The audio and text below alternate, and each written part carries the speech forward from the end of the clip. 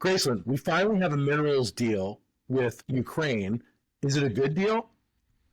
This deal is much more pro-Ukraine than previous iterations.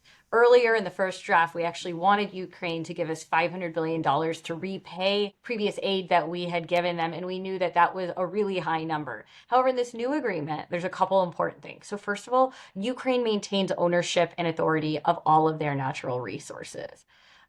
Two, that it establishes a fund that's jointly managed by the US and Ukraine for future mineral revenues.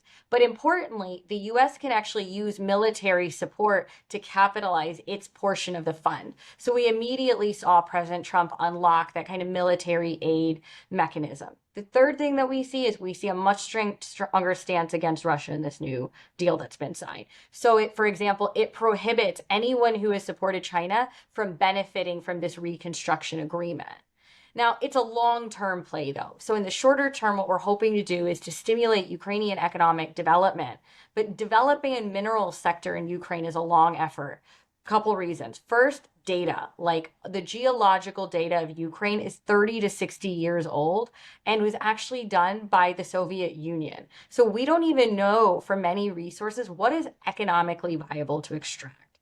Second, mining uses a lot of energy. We're talking it can use 16% of the world's electricity and 38% of industrial power supply.